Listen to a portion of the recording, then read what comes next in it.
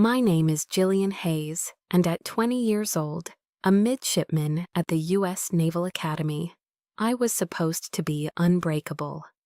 My family mistook my silence for strength, never knowing it was my secret asset, a silent ledger of every promise they broke.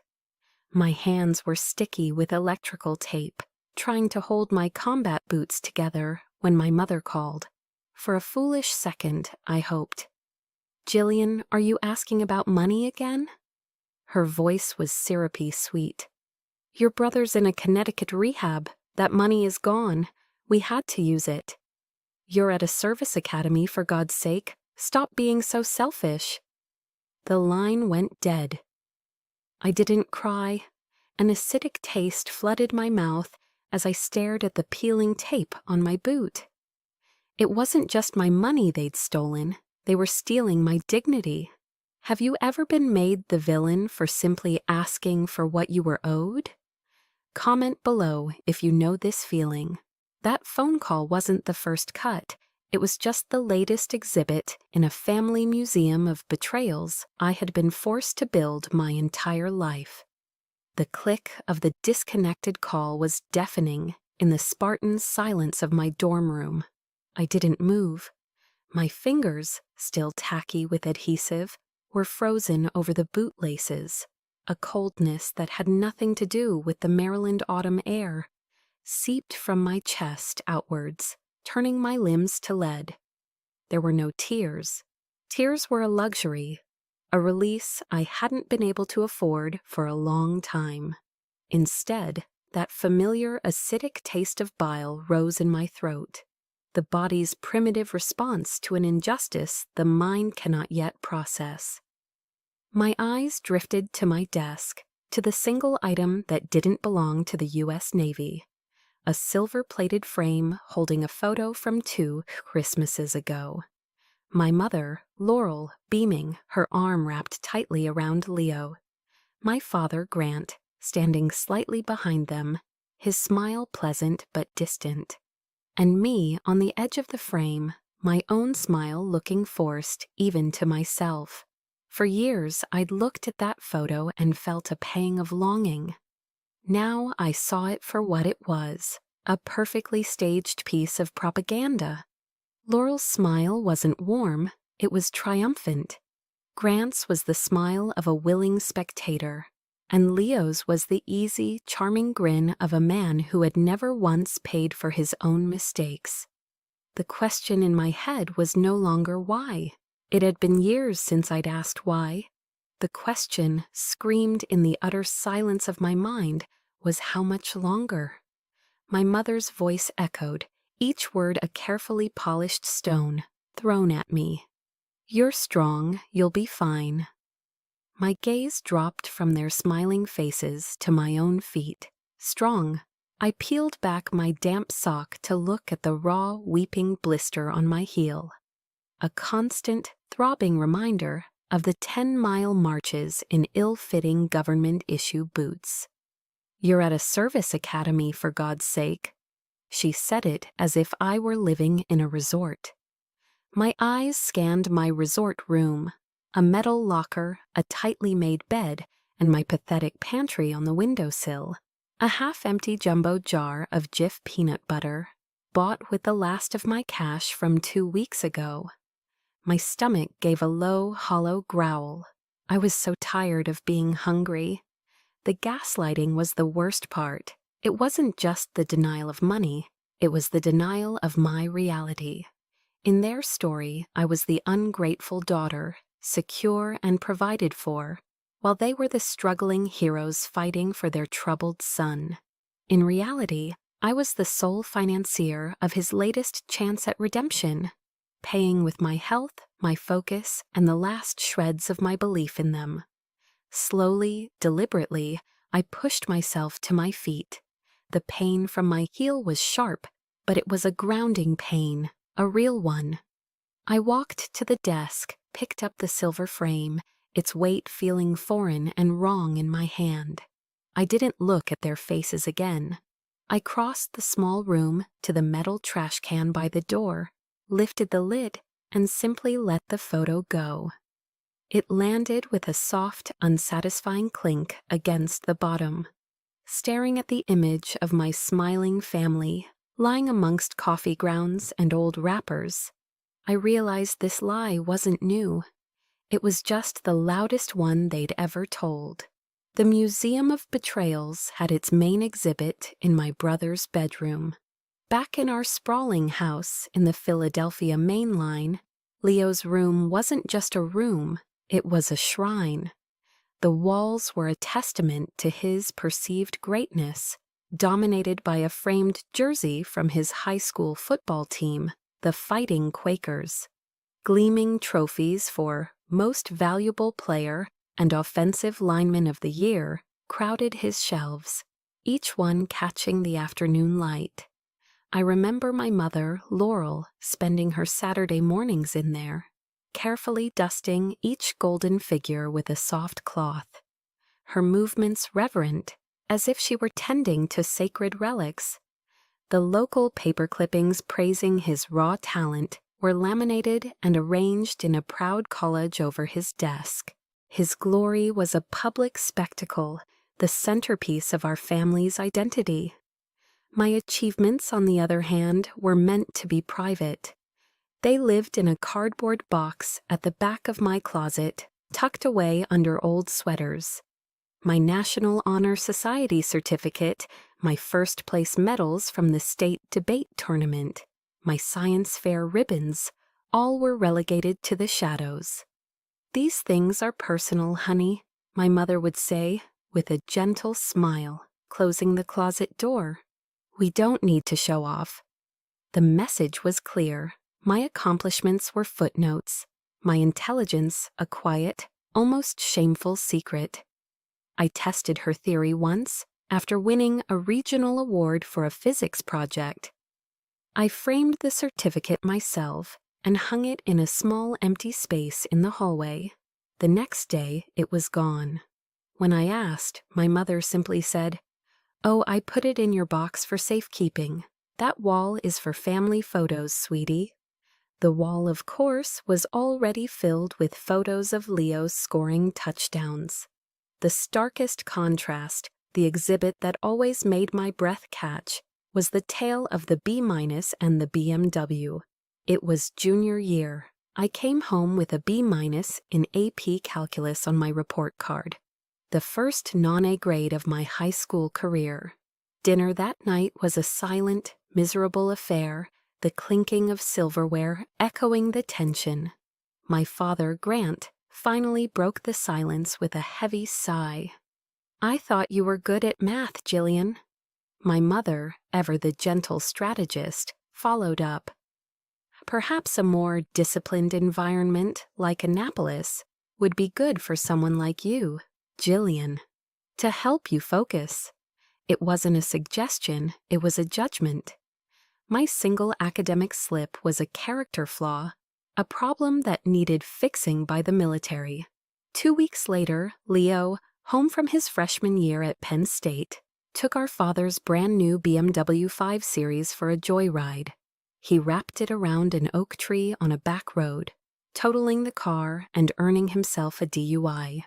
At dinner that night, there was no suffocating silence. There was laughter. My father, swirling his wine, actually chuckled. "Boys will be boys," he declared to the table. "At least he's okay.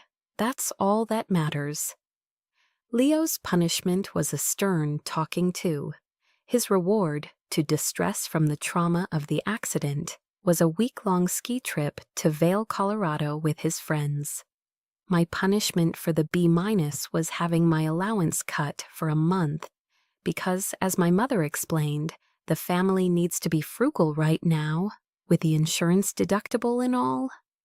But the darkest, most hidden exhibit in the museum was one I was never meant to see. I discovered it by accident, a year after I'd already been at Annapolis, home on a short leave. I was walking past my father's study when I heard my parents' hushed voices through the slightly ajar door. It was my mother speaking. We're just not going to tell her about Eleanor's college fund grant. She won't understand. Besides, the government is paying for her school. It's more practical to use that money for Leo's future. My hand flew to my mouth to stifle a gasp. It wasn't just a fund, it was money my grandmother, Eleanor, had meticulously saved for me since I was born. It was my safety net, my one piece of independence. The gut-wrenching truth wasn't simply that they had taken it, it was that they had discussed it. They had weighed my future against Leo's past and decided with cold, quiet pragmatism that my security was worth sacrificing to clean up his latest mess. They had planned it. They had decided my future wasn't a worthy investment. Standing there in the cold, sterile dorm room, the memory was so vivid, it felt like it was happening all over again. The sting of every comparison, the weight of every dismissal, the final crushing blow of that overheard conversation. It all coalesced into a single burning question that echoed in the hollow space where my hope used to be. So what was I doing here at Annapolis? If not for glory, then for what? For survival. That was the answer. Pure, unadorned, day-to-day survival. Annapolis wasn't my escape to glory, it was my foxhole. Here, at least, the enemies wore uniforms and shouted their insults to my face. It was a simpler, more honest form of cruelty than the smiling betrayals I had left behind in Philadelphia. But survival in this fortress of discipline came at a cost, one measured in ounces of peanut butter and inches of blistered skin. My life became a secret art form, a collection of small, desperate tactics, invisible to everyone around me. In King Hall, the massive chow hall that echoed with the clatter of thousands of midshipmen, I mastered the art of lingering. While others scraped their plates and rushed off to their next formation, I'd casually pocket an extra apple, its smooth, cool skin a promise of sustenance for later.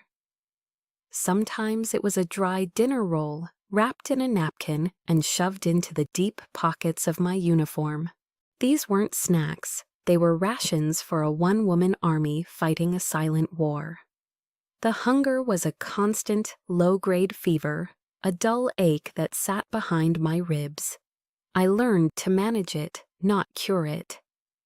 On my rare trips off campus, my one destination was the sprawling Walmart on Route 2. I'd bypass the clothes, the electronics, the things other students bought without a thought, and head straight for the food aisle. My prize was always the same: the jumbo 40-ounce jar of Jif Extra Crunchy peanut butter and a multi-pack of Wrigley's Spearmint gum. The peanut butter, eaten with my fingers in the dark of my room to avoid Maya's curious gaze, was my primary source of protein. The gum was my deception. I'd chew a piece slowly, deliberately, trying to trick my cramping stomach into believing a real meal was coming. It rarely worked. The worst of it, the constant grinding attrition, was the physical toll. The government-issue combat boots felt like they were engineered by someone who hated feet. They were stiff, unforgiving, and utterly indifferent to the shape of a human foot. After a 10-mile forced march through the humid Maryland woods, I could feel the familiar, sickening slide of skin tearing away from my heel. The warm, wet sensation would begin, a slow, seeping tide soaking through my thick wool sock. The pain was a sharp, biting thing on the march, but it morphed into a dull, throbbing torment back in the barracks. I finally broke down one afternoon, the pain too great to ignore. I reported to the logistics office, a stuffy, fluorescent-lit room that smelled of stale coffee. The logistics officer was a portly man with a coffee-stained mustache, leisurely munching on a Dunkin' donut. He didn't even get up. He glanced down at my foot, which I'd exposed for his inspection, saw the raw, angry, weeping blister, and took another deliberate bite of his pastry. "Midshipman Hayes," he said, his voice thick with boredom, "here at the Academy you have two options, endure or purchase new." He gestured vaguely towards a catalogue of approved footwear on the counter, its pages filled with boots costing upwards of $200. Your choice. With $23.41 to my name, the words weren't an option, they were a sentence. The humiliation burned hotter than the fire in my foot as I mumbled a "yes, sir," turned, and walked away. Endure it was. Enduring meant pretending. At the Academy, showing weakness was social suicide. During a grueling summer training exercise, my vision started to tunnel under the oppressive sun. The world went gray, then black. I was out for maybe 7 seconds before the roaring of Gunnery Sergeant Cole brought me back to the searing reality. "Hayes, do you think this is a goddamn tea party at the country club?" he screamed, his face inches from mine, spittle flying. My roommate, Maya Vance, watched from the ranks with a smirk. "Didn't know the rich girl needed a nap," she drawled later that evening as we cleaned our rifles. I just grunted in response, focusing on the scent of gun oil. I didn't have the luxury of an explanation. Explaining wouldn't fix my boots. It wouldn't put food in my stomach. It was just another form of weakness, a currency I couldn't afford to spend. So I built a wall of silence. I stopped asking my mother about the money. I learned to let her calls go to voicemail, the cheerful, oblivious messages piling up like junk mail. I found a strange, desperate solace in a verse I'd heard once in a chapel service I'd wandered into, trying to escape the noise of the barracks. They will run and not grow weary. They will walk and not be faint. I would repeat it in my head during long runs, the rhythm of the words a mantra, against the throbbing in my feet and the emptiness in my gut. It was a prayer from a God I wasn't sure I believed in, for a strength I desperately needed to find within myself. But prayers didn't buy boots. My left boot finally gave up completely during a drill, the sole flapping with every step, a pathetic, slapping sound that announced my poverty to the entire platoon. I limped back to the same logistics office. The same officer was there, this time with a Boston cream. He didn't even look up from the sports page of his newspaper. "Something I can help you with, midshipman?" he asked, the question a mere formality. I just stood there, unable to speak, the broken boot a testament to my failure. I pointed down at my foot. He sighed, an exaggerated, put-upon sound that filled the small office.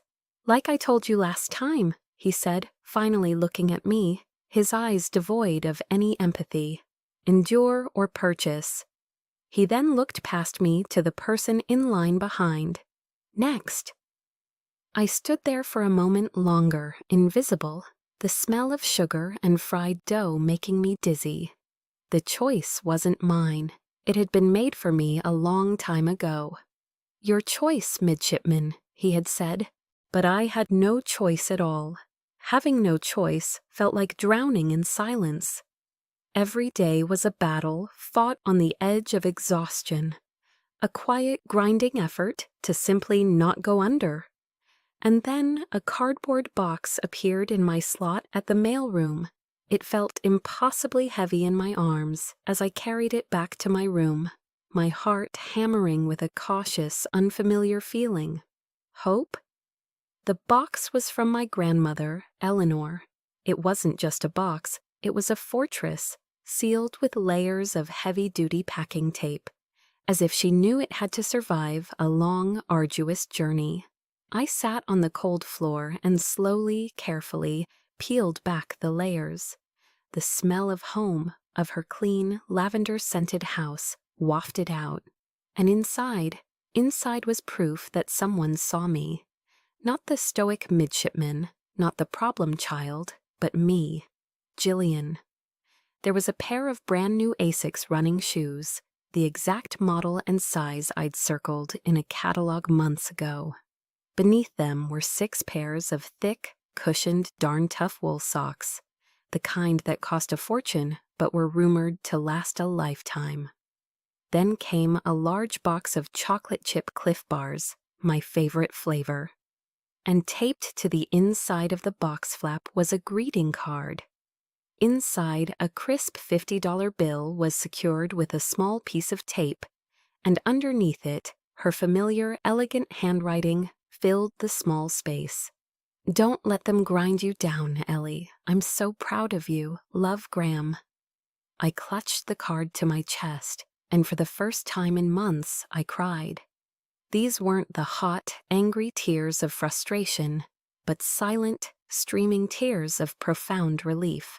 She saw. She knew I needed running shoes because my old ones were worn through. She knew I needed good socks for the endless marching.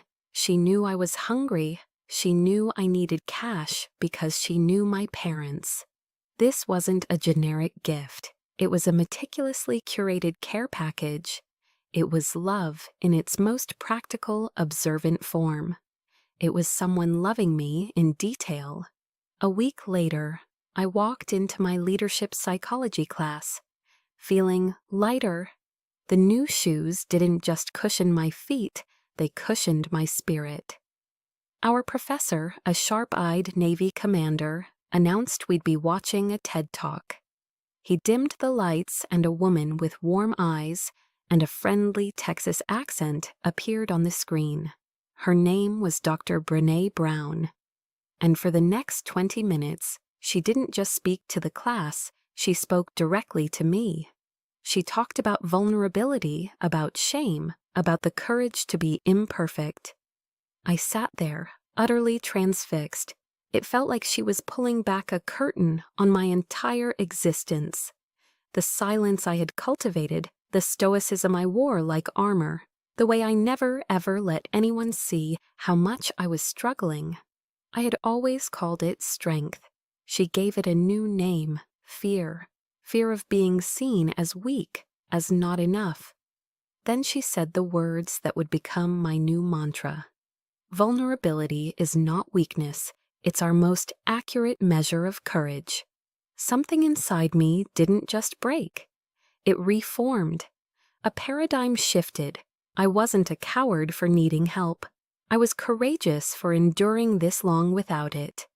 The shame that had been my constant companion, shame for my worn-out boots, for my hunger, for my secret stash of peanut butter, began to recede, replaced by a flicker of righteous anger.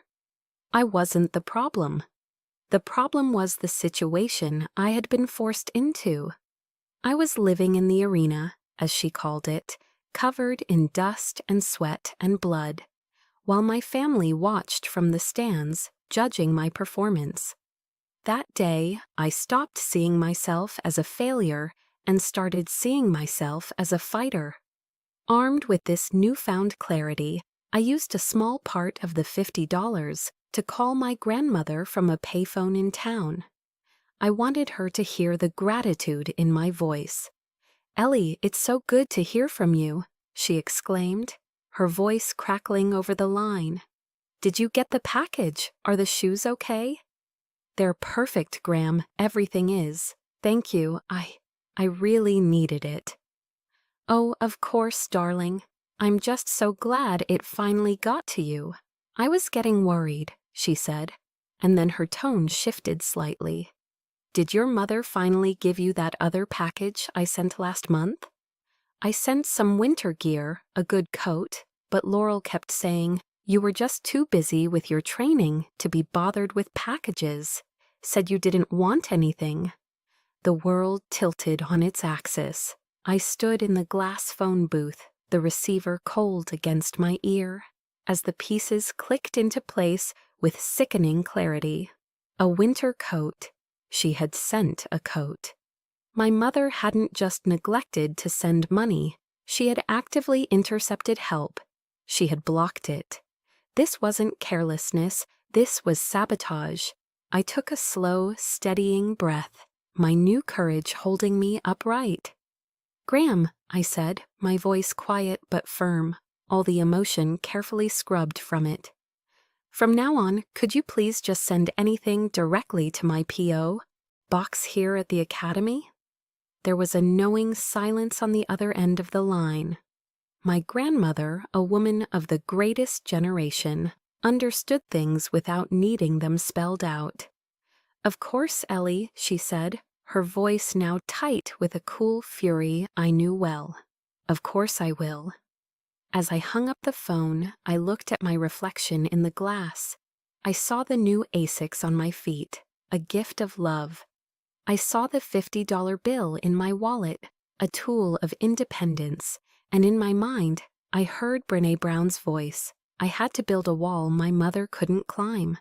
And for the first time, I felt like I finally had the materials to start building. I had the materials to start building my wall.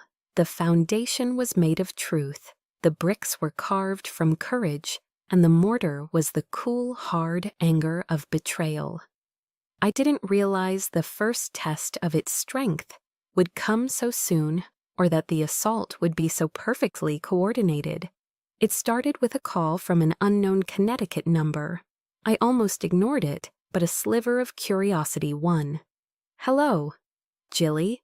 The voice was weak, raspy, and instantly recognizable. It was Leo. My stomach immediately clenched. "Jilly, it's me. I need your help." I leaned against the cold cinder block wall of my dorm room, my free hand balling into a fist. Here it was, the inevitable pull back into the black hole of his needs. "What do you want, Leo?" I asked, my voice flat. "They cut off my credit card, Jilly, Mom and Dad. I just need a little money for some stuff at the commissary here. Toiletries, some snacks. They don't let us order things online." He launched into a rambling, pitiful story about how hard he was trying, how the therapy was really intense, and how I was the only one who truly understood him. It was a classic performance. The prodigal son, humbled and seeking redemption, casting me in my old, familiar role. The savior, the fixer. The words of Brené Brown about boundaries echoed in my head. I felt a wave of nausea. This was my role to reject. "I don't have any money, Leo," I said, the words tasting like metal. It wasn't entirely a lie. The $50 from my grandmother was a lifeline, not a slush fund for his comfort. "Oh, okay," he whispered, the disappointment in his voice a palpable, manipulative thing. I thought I could count on you." Before I could second-guess myself, before the old guilt could sink its claws in, I pressed the red icon on my screen. The line went dead. My hand was shaking. It took less than 5 minutes. My phone buzzed on the desk, a text message from my mother lighting up the screen. I knew what it would be before I even read it. "Jillian Hayes, how dare you treat your brother that way? He is in the most vulnerable place of his life, and you turn your back on him? I did not raise you to be so cold." The speed of it was breathtaking. They were a team. He would pull the sympathy card, and if I resisted, she would deploy the guilt bomb. Her words, once capable of making me cry, now just made me angry. A cold, clear anger. She didn't ask why I'd said no. She didn't consider my circumstances. She assumed my boundary was a betrayal. She used her ultimate weapon, the one she saved for when she really wanted to wound me. The 3 little dots appeared, then disappeared, then reappeared. The final text came through. "I am so disappointed in you." I stared at the screen, the words blurring.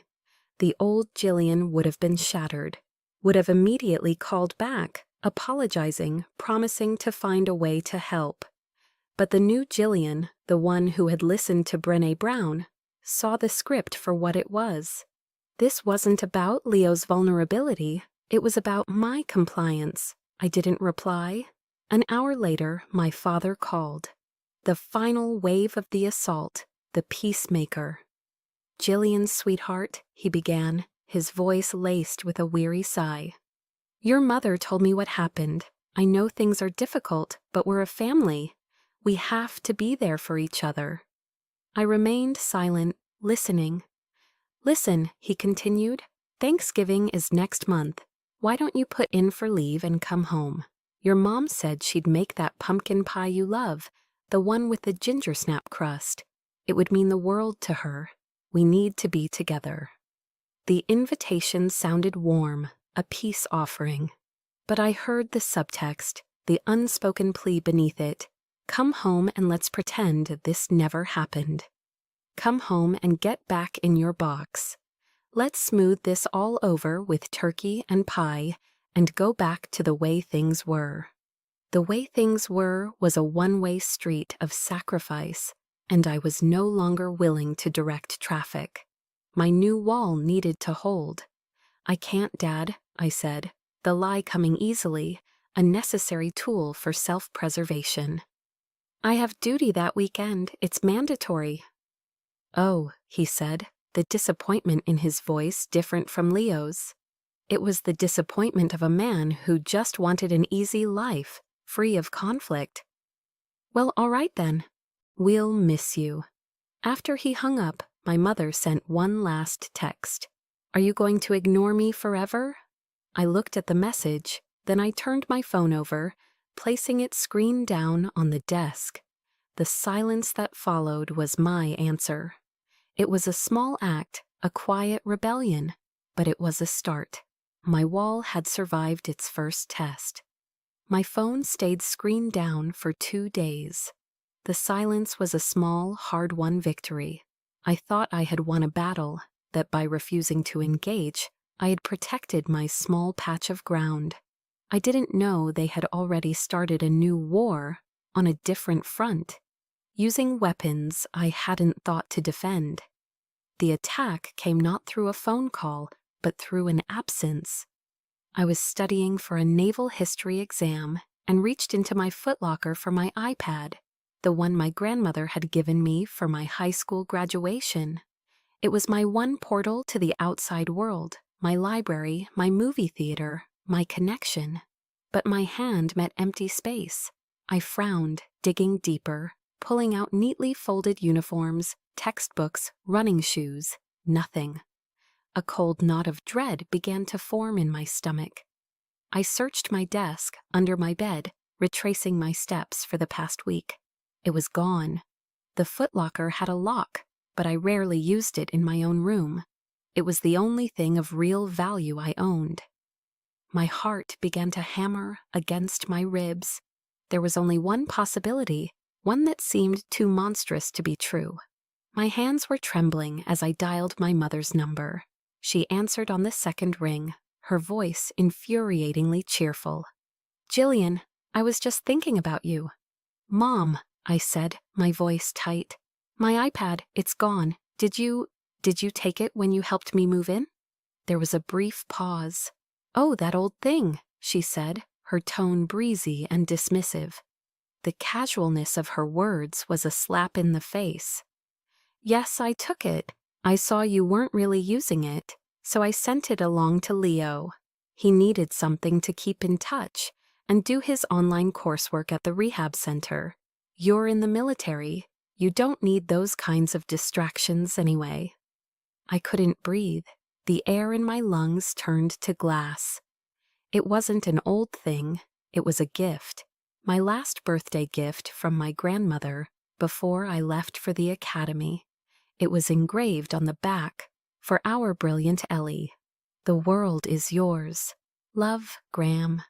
She hadn't just taken an electronic device. She had taken a memory. She had taken a symbol of my one unconditional source of love and handed it over to the black hole that was my brother. She had decided once again that his comfort was more important than my connection, my history, my heart. You sent it to him?" I stammered, the words feeling foreign in my mouth. "Of course, darling, he's your brother. We have to support him." I hung up. I didn't have the words to respond. There were no words for that level of betrayal. But a new, terrible thought sparked in the back of my mind. A sliver of ice in the midst of the fire. Online coursework.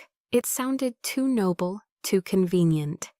My fingers, shaking with a rage so profound it felt like an earthquake, found the keyboard of my government-issued laptop. I opened the web browser. I typed EBAYCOM. My heart was pounding so hard I could feel it in my ears, a frantic, desperate drumbeat. In the search bar, I typed iPad Pro 11-inch and my hometown's zip code. I scrolled, page after page of listings, and then I saw it. The photo was unmistakable. My iPad. There was a tiny scratch near the charging port from when I dropped it once. My breath hitched. I clicked on the listing. The seller's username was PhillyLeo22, my brother, and the description shattered the last remaining piece of my composure. It read, like new, barely used, selling fast for personal expenses. Personal expenses, not coursework, not keeping in touch. He was selling it. He was selling my grandmother's gift for drug money, for cigarette money, for whatever temporary fix he needed. And my parents, they hadn't just given it to him. They had enabled this. They were complicit in this disgusting, layered, intricate lie. Everything fell away. The floor, the walls, the air itself. There was only the glowing screen and the white-hot fury that consumed me.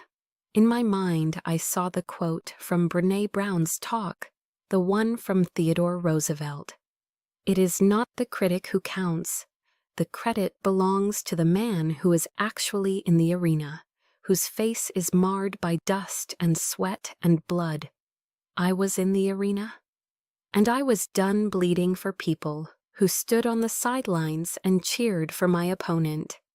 I sat there in my room as the sun went down, the screen of the laptop casting a pale, ghostly light on my face. I didn't cry. I didn't scream. The rage was too deep for that. It was a geological event, a shifting of tectonic plates deep within my soul. The hurt and the sadness were being compressed under immense pressure, transforming into something hard, dense, and unbreakable, something like steel. What is the one thing, the one boundary, that when crossed, changes everything forever? That final straw that turns years of quiet endurance into a silent declaration of war. I knew my answer now. I pushed back my chair, the screech of its legs on the floor the only sound in the room.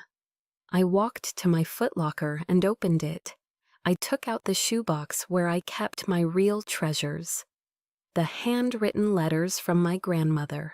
The bank statements showing 0 deposits from my parents. The receipt for the Jif peanut butter. I laid them all out on my desk, not as mementos of a painful past, but as evidence, as exhibits for a case I was now prepared to build. A cold, calm certainty settled over me. There would be no more phone calls, no more hoping, only a reckoning. They would pay, every single cent. The reckoning began, not with a bang, but with a phone call. The steel that had formed in my soul demanded action, not tears. The next morning, I bypassed my parents' numbers and dialed my grandmother. The phone felt steady in my hand. My voice, when I spoke, was clear and devoid of the tremor that had plagued it for years. "Gram," I said, getting straight to the point. "I need you to do something for me." "Anything, Ellie?" "I need you to pull the statements for every transaction you've ever made related to my tuition and the college fund. I need you to scan them and email them to me, and please keep the hard copies somewhere safe." There was no hesitation on her end, no probing questions. My grandmother was from a generation that understood the gravity of a request like this. "I'll have them for you by morning," she said, her voice grim. "Do you need me to call my lawyer?" "Not yet, Gram. I replied, a new sense of control settling over me. I'm going to handle this first part myself. The call ended with a quiet understanding. I was no longer just her granddaughter to be protected. I was her ally in a war she had likely seen coming for a long time. That week, my life at the academy became a cover for my real mission. By day, I was Midshipman Hayes, running drills, attending classes, and saluting officers. By night, I was an intelligence analyst, a forensic accountant, and a prosecutor building my case. The rage from the eBay discovery had cooled into a laser-like focus. I remembered a line from our military strategy class, from Sun Tzu. Know your enemy and know yourself, and you will not be imperiled in 100 battles. For the first time, I was looking at my family not as a daughter, but as an opponent. I spent hours in the library using their printers. I printed every email from my mother that contained a vague promise or a guilt-inducing excuse. I took screenshots of the text message chains, the ones where I asked about money and was met with accusations of being selfish. I meticulously documented the timeline of my parents' lies. I created a new folder on my laptop, password protected, labeled simply evidence. Inside, I built my arsenal. The crown jewel was an Excel spreadsheet. In column A, I listed the months since I'd arrived at Annapolis. In column B, I entered the promised $2,000. In column C, I entered the amount I had actually received. A long, unbroken string of zeros. I added a row for the eBay price of my iPad. The total at the bottom of the column grew with each entry. A cold, hard number that quantified their betrayal. It climbed past $12,000. This spreadsheet was my most powerful weapon. It wasn't emotion. It wasn't hurt feelings. It was undeniable mathematical fact. My late-night activity did not go unnoticed. One evening, as I was highlighting a line in a bank statement from my grandmother, Maya Vance spoke from her bunk across the room. "Studying for the bar exam, Hayes?" she asked, her voice laced with its usual sarcasm. I looked at her skeptical face, and made a split-second decision. I was tired of fighting alone. I needed an ally, even a reluctant one. "Something like that," I said, turning my laptop screen towards her. I gave her the condensed version, the stolen college fund, the missing monthly support, the iPad on eBay.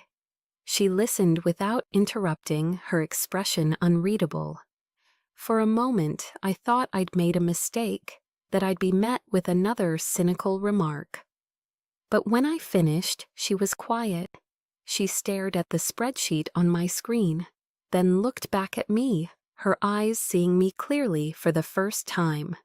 "Your parents," she said, her voice flat, all trace of sarcasm gone, "are assholes." A laugh escaped me, a short, sharp, surprised sound. It was the most validating thing I had heard in years. She swung her legs off the bunk. "This is good," she said, pointing at my evidence folder. "But it's not enough. Their kind of liar will just talk their way around it. You need to catch their words. You need a digital voice recorder, a good one. Maryland is a one-party consent state." I stared at her, stunned. "What?" she said with a shrug. "My dad's a divorce lawyer in Chicago. I've learned a few things." She grabbed her own laptop. "I know a place online. They can have it here in 2 days." As she started typing, I felt a shift in the room. The space between our two desks, once a vast, empty territory, had just become allied ground. I wasn't just a fighter anymore. I was part of a team, and we were preparing for the final battle. The digital recorder felt like a cold, heavy stone in the pocket of my dress pants as I walked into the Founders Restaurant. The place was an institution in our town, all dark wood, polished brass, and hushed, expensive silence. My grandmother, Eleanor, had booked the private dining room for her 78th birthday. The stage was set. This was the arena. And as I saw my parents laughing with my aunt and uncle, I remembered the words of my gunnery sergeant. Don't show them your weakness, show them your fire. I took a deep breath, the recorder a secret promise to myself, and walked in. The first hour was a masterpiece of suburban theater. There were hugs and air kisses, compliments on my uniform, and feigned interest in my studies. My mother, Laurel, pulled me into a tight embrace, her perfume cloying. "I'm so glad you made the right decision and came," she whispered, as if my presence was a concession she had won. I just smiled, a small, tight smile I had perfected over years of practice. I sat, I listened, I nodded. I was a ghost at my own family's feast, watching them perform the roles they had played my entire life. Leo thankfully was absent, still focusing on his recovery in Connecticut. His absence, however, made him an even more potent, sainted figure in their conversation. Presents were opened, champagne was poured. My grandmother, elegant in a simple navy blue dress, presided over it all with a quiet grace. Finally, my father, Grant, stood up, tapping his glass with a fork. The room fell silent. He beamed, a man thoroughly pleased with himself and his life. "I'd like to propose a toast," he began, his voice resonating with practiced confidence. "To the matriarch of our family, my mother, Eleanor, on her 78th birthday. And to family." He paused for effect, his eyes sweeping across the table. "This has been a challenging year for the Hayes family, as some of you know. We've faced obstacles, but we've faced them together, as a family should." He was warming up now, savoring the spotlight. My own hands were clenched into fists under the table, my knuckles white. I could feel my heart begin to beat a steady, heavy rhythm, a war drum counting down the seconds. "We're so proud of both our children," he continued, his gaze flicking briefly to me. "Leo is fighting his battles with incredible courage, and we are supporting him every step of the way. And then there's Jillian." He smiled at me, a broad, benevolent, fatherly smile. It was the smile of a man about to hang himself with his own rope. "She has shown such resilience at the Naval Academy. It's a tough place, but she's tougher, and we're so proud to be able to support her journey. We send her $2,000 a month to make sure she has everything she needs, and to her credit, she has never once complained." He said it, he actually said it, out loud. He'd taken my silence, a silence born of neglect and necessity, and twisted it into a testament to his generosity. He wasn't just lying, he was using me as a prop to make himself look good in front of his mother.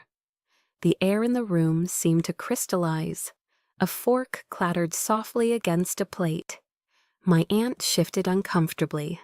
My own fork, laden with a piece of seared scallop, stopped halfway to my mouth.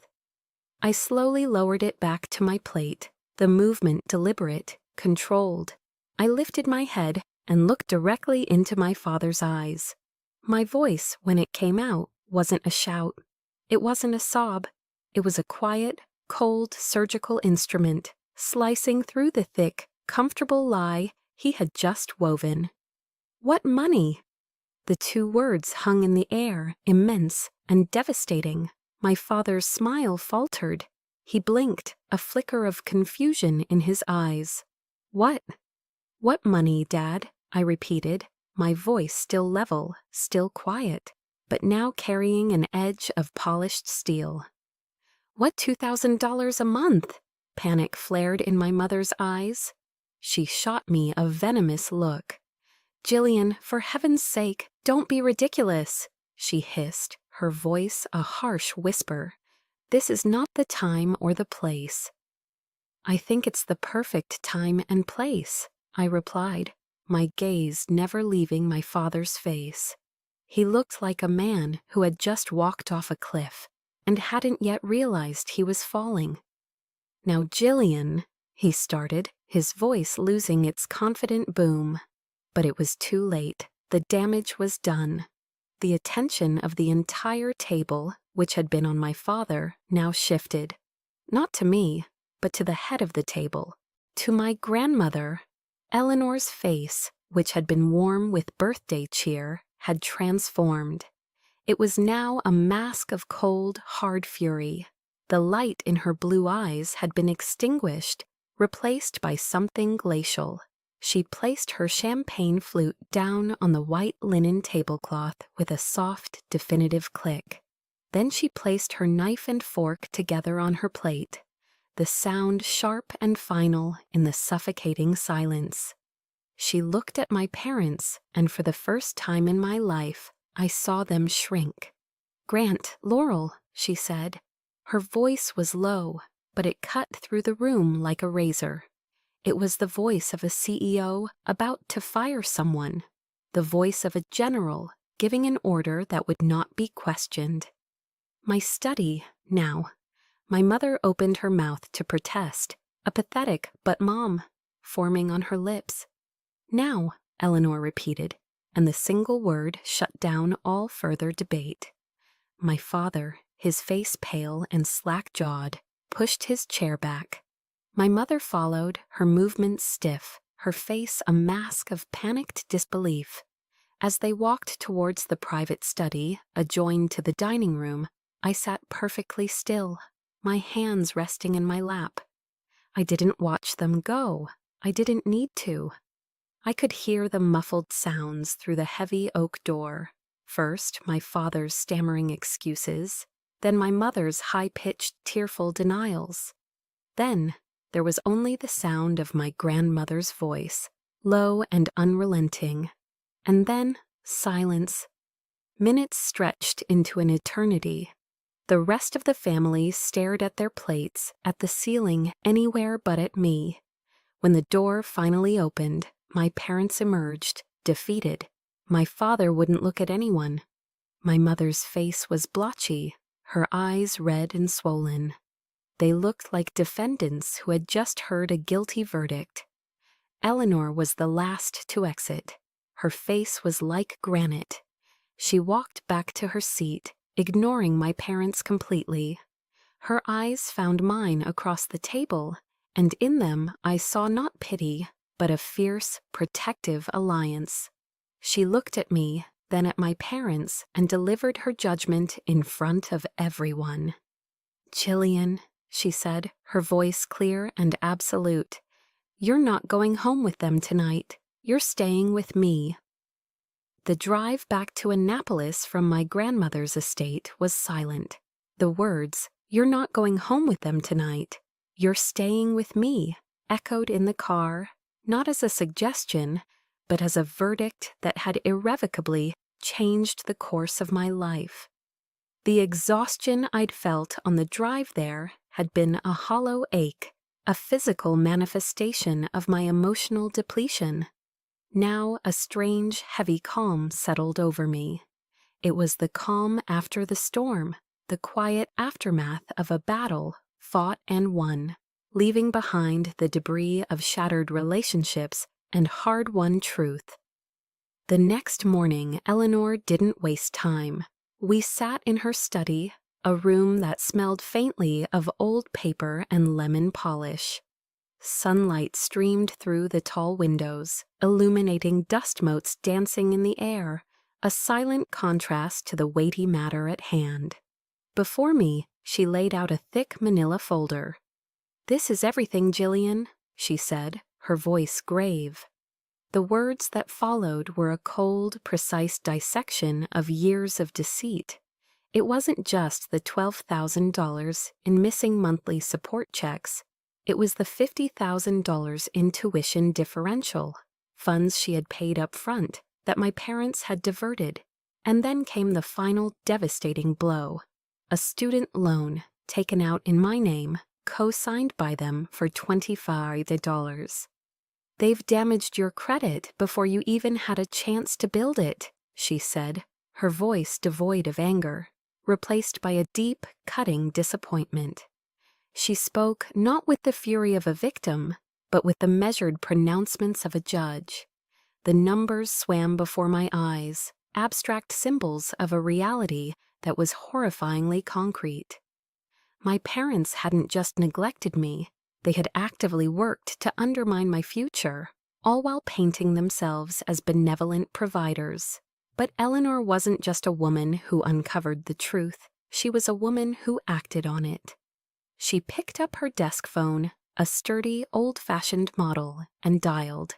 She put it on speakerphone. I watched, mesmerized, as she spoke to her attorney, a Mr. Harrison. "Yes, Robert," she began, her voice firm. "I need you to initiate proceedings immediately. Financial abuse, intentional infliction of emotional distress, and look into the legality of the student loan taken out under my granddaughter's name without her consent." She laid out the facts concisely, leaving no room for ambiguity. She then turned to me, her gaze steady. "This is how we begin to repair the damage, Jillian." She then opened a brand new, sleek-looking checking account on her laptop. "This is yours," she said, sliding the laptop closer to me. "It's in your name, Jillian E. Hayes, your social security number, your address, your future." She reached into her purse and pulled out a crisp $500 bill, placing it on the desk. "This is for immediate expenses. From now on, the $2,000 a month will be deposited directly into this account. Your father has been notified of the new arrangements and the legal action." She looked me directly in the eye. "Your only requirement is this. Not a single penny goes to them. Do you understand?" I looked at the numbers on the spreadsheet, then at the new account screen, then at the crisp bill on the desk. I nodded, a lump forming in my throat. It wasn't just about the money, it was about agency. It was about reclaiming control. Later that afternoon, the attack resumed, this time at the gates of Eleanor's estate. I heard my mother's voice, a distorted, frantic wail, through the intercom. "Eleanor, please, we need to talk. This is crazy. Jillian, let us in." My grandmother didn't flinch. She calmly walked over to a small panel by the door. "Grant, Laurel."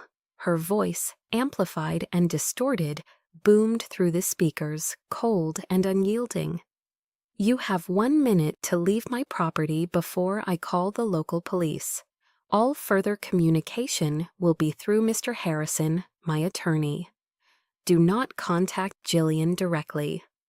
I stood behind her, listening to the muffled, desperate sounds of my parents' protests and Eleanor's unwavering command. I heard the crunch of tires on gravel as their car finally drove away. For the first time, the silence that followed wasn't empty. It was filled with the sound of freedom. It was the sound of my parents' influence finally losing its grip. It was the sound of the wall I had started building actually standing firm. I walked back to the study, where the manila folder still lay open on the desk. I looked at the financial ruin they had planned for me, the lines of numbers a stark testament to their greed. But next to it, on the same desk, was the new bank account. My name, bold and clear, on the screen. Jillian E. Hayes. It was more than just a name on an account. It was my declaration of independence. It was the beginning of my life, on my terms, and it was everything. The new bank card was cool and smooth in my hand. It wasn't just plastic with a magnetic strip, it was a key. And with it, I started to unlock a life that was truly my own. A life where my energy wasn't consumed by the constant, grinding anxiety of survival. The change was immediate and profound. The first thing I did was walk into the midshipman's store and buy a new pair of regulation combat boots, the best ones. I sat on the bench, unlaced them, and slid my feet inside. For the first time, my toes had room to move. There was cushioning. There was support. I stood up and took a step, and then another. There was no pain. I almost wept with the simple, profound luxury of it. That day, I went to the mess hall and ate a full meal. Not just what I needed to survive, but a meal I actually enjoyed. I ate until I was full, a sensation so foreign it felt like a miracle. Freed from the crushing weight of financial worry, my mind cleared. The fog of exhaustion and hunger lifted, and I could finally focus. My grades, which had been respectable, soared. I began participating in class, my voice steady and confident. My instructors noticed. My platoon commander, Lieutenant Commander Davies, called me into his office one afternoon. "Hayes," he said, looking over my academic report, "you've got the calm of someone who's been through a storm and isn't afraid of the rain." He then told me he was nominating me for an advanced leadership training program, a slot usually reserved for upperclassmen.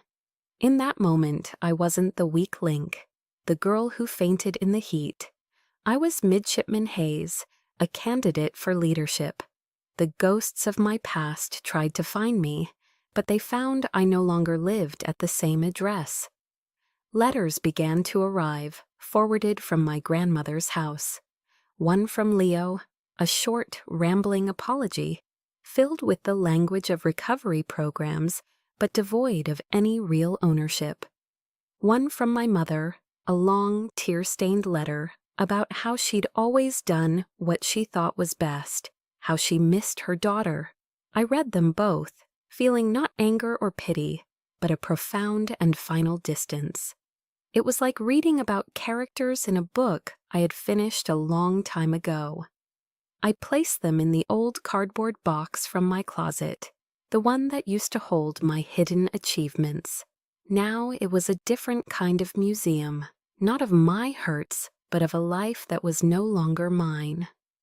One afternoon, a voicemail appeared on my phone. It was my father. His voice was different, hesitant, fragile, stripped of its usual bluster. He talked about how he'd seen a photo of me from a recent academy event, how proud he was. He said he was sorry that things had gotten out of hand. It was the closest to an apology I would ever get. I listened to the entire message, and then, without a second thought, I deleted it. I didn't need to save it. I didn't need to call back. I was already free.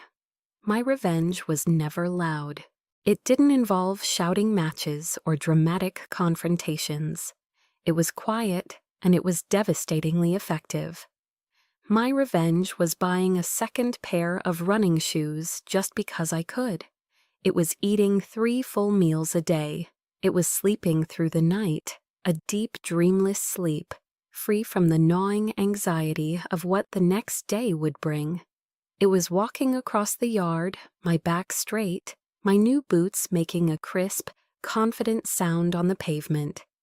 This morning I woke before dawn, as I always do, but instead of the familiar dread, I felt a sense of peace. I walked out to the obstacle course, the air cool and still. The sun was just beginning to crest the horizon, painting the sky in shades of orange and pink. I wasn't running from anything. I wasn't hungry. I wasn't hiding. I was just there, breathing, standing my ground on a foundation I had built for myself. The sweetest revenge isn't seeing them fall. It's thriving in the very places they tried to bury you. I didn't have to ruin anyone. I just had to stop letting them ruin me. My quiet revenge wasn't loud. It was peace. For me, it was a new pair of boots and a full night's sleep. But what does your quiet revenge look like? Maybe it's a degree you earned against all odds, a business you built from scratch, or just a quiet morning like mine, where you finally feel free. Your stories are a beacon for others still fighting their own storms. Please share your proudest moment of thriving in the comments below. And if stories of resilience and new beginnings matter to you, follow or subscribe so we can all find strength in these journeys together.